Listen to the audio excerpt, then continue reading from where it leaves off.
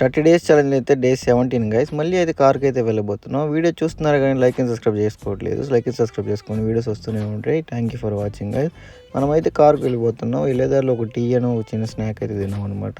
కార్కి అయితే వచ్చేసాం. ఇంతకుముందు ఈ కస్టమర్ దగ్గరికి వచ్చాం, కియా కార్కి. మళ్ళీ అదే కార్కి అయితే వచ్చాం. ఇదైతే మాన్యువల్ కంట్రోల్, ఆటోమేటిక్ రెండు అయితే ఉంటాయి అనమాట. మనమైతే బీచ్ దగ్గరకు వచ్చేసి కస్టమర్ అయితే డ్రాప్ చేసాం. తర్వాత వాళ్ళు కొంచెంసేపు పట్టిద్దని చెప్పారు. సో మనం కూడా అలా బీచ్లోకి వెళ్ళి కొంచెంసేపు తిరిగి మళ్ళీ అయితే కారు దగ్గరికి వెళ్ళిపోతున్నాం. ఇవి ఎందుకు కట్టారంటే ఇప్పుడు న్యూ ఇయర్ వస్తుంది కాబట్టి ఎవరు లోపలికి వెళ్ళకుండా అయితే కళ్ళనైతే కడతారనమాట.